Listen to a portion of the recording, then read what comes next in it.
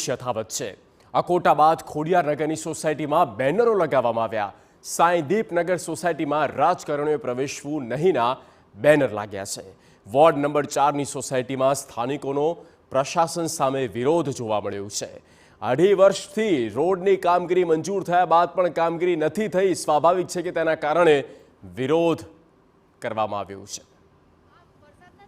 વડોદરા શહેરમાં વિશ્વામિત્રીના નદીએ ગત અઠવાડિયે લોકોનું જનજીવન અસ્તવ્યસ્ત કરી નાખ્યું હતું। ત્યારબાદ અનેક સોસાયટીઓ એવી છે કે જ્યાંના રહીશો દ્વારા રાજકારણીઓ પોતાની સોસાયટીમાં ના આવે તેવી માગણી સાથેના બેનરો મારવામાં આવ્યા છે। સાથે જ તેઓ દ્વારા એવું પણ જાહેર નોટિસ કરવામાં આવી છે કે સોસાયટીમાં જે પાણીની સમસ્યા દૂર છે તેને દૂર કરવામાં આવે। સાથે જ ધારાસભ્યના કોટામાંથી જે મંજૂર થયેલા રોડ છે તેને પણ બનાવવામાં આવે।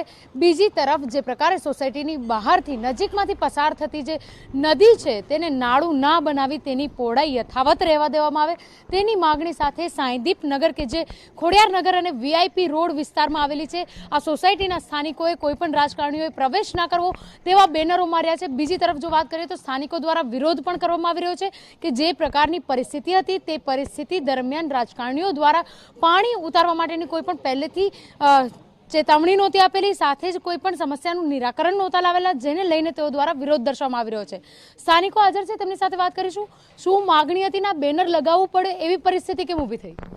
આ હમણાં 26 તારીખે વરસાદ પડવાથી 3 ફૂટ સુધી પાણી સોસાયટીમાં ભરાઈ ગયા હતા અને અમારા 3 મુખ્ય મુદ્દા છે જેમાં ઘર વપરાશ માટે તેમજ પીવાના પાણી માટેની સમસ્યા છે જે 2-2.5 વર્ષથી અમે સામનો કરી રહ્યા છીએ। પૂરતા પ્રેશરથી પાણી નહીં મળતું અને દરરોજના 20 થી 25 ટેન્કર પાણી મંગાવવું પડે છે જે અમને ઘર વપરાશ ઘરના કામ માટે તેમજ જરૂરી વપરાશમાં મુશ્કેલી પડે છે।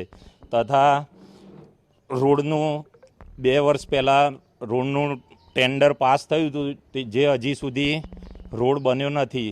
તદુપરાંત એક 200 થી 250 ફૂટ નાળું પહોળું છે જે પૂરણ કરીને આરસીસી સ્લેબ ભરીને 15 થી 20 ફૂટનું કરવાનું છે જે બંધ કરવાની માગણી કરી છે અમે।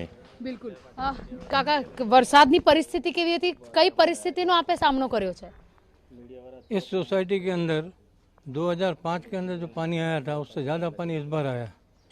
2019 के अंदर आया तो 2005 में अंदर पानी नहीं आया, लेकिन 2019-2024 के अंदर 2-2 फुट पानी घर के अंदर जो फर्नीचर खराब हो गया, जो कबाड़ थे उसके अंदर 1.5 फुट पानी अंदर घुस गया।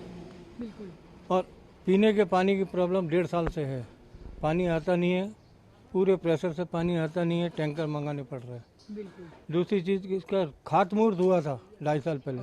मनीषा बहन वकील ने खुद ने यहाँ खातमुहूर्त किया था आकर के, लेकिन आज तक रोड बना नहीं है। सब खड्डे हैं, लोगों की कमर के अंदर परेशानी हो रही है। બિલકુલ મેયર પણ આપના વોર્ડમાંથી જ છે, છતાં પણ આપને વિસ્તારમાં આપની સોસાયટીમાં તકલીફ પડી રહી છે।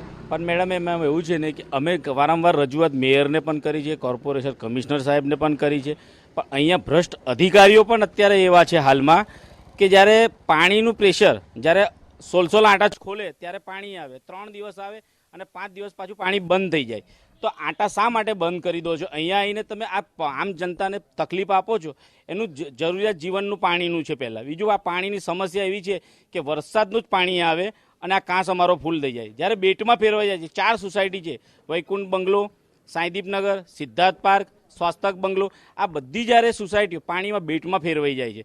અમે ભ્રષ્ટ અધિકારીઓને થઈ અને આ સોસાયટીના આ બોર્ડ મારવાનું કારણ જ એક છે કે ભાઈ હવે તમે સુધરો, નહીં તો આ સોસાયટીના બહિષ્કાર એવો થશે કે સમગ્ર 4 સોસાયટીના જે જનતા છે એ પણ બહાર આવશે હવે।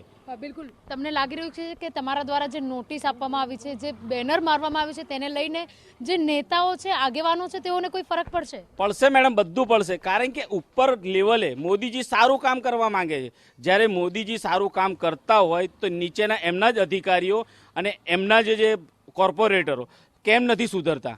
જ્યારે મોદી સાહેબને સુધી વાત જશે, કાને વાત પડશે। અત્યારે હાલમાં અમે આ તમામ સોસાયટીની સિગ્નેચરો લઈ લીધી છે અને અમે આ કોર્પોરેશનમાં મોકલવાના છે જેથી કરી આ નેતાઓને જાગૃત કરીએ અને નાગરિક મજબૂરીની અંદર ના મરે। અહીંયા સોસાયટીમાં પણ કેટલા વ્યક્તિઓ એવા છે કે જ્યારે બીમાર થાય ત્યારે બહાર નથી નીકળી શકતા। આ વરસાદનું જ પાણી આવે છે કે નહીં વિશ્વામિત્રીનું પાણી આવતું। બિલકુલ જે રીતે વાત કરીએ પૂર્વ ઝોનની અંદર કોઈ પણ જગ્યાએ વિશ્વામિત્રીનું પાણી નથી આવતું, અગાઉ પણ જણાવ્યું હતું, પરંતુ જે પ્રકારે વરસાદી પાણી ભરાઈ રહે છે તેના કારણે સ્થાનિકોને મોટી પરેશાનીઓનો સામનો કરવો પડતો હોય છે. પહેલા અકોટા વિસ્તારની પુરુષોત્તમનગર સોસાયટી, ત્યારબાદ સાંઈદીપનગર સોસાયટી.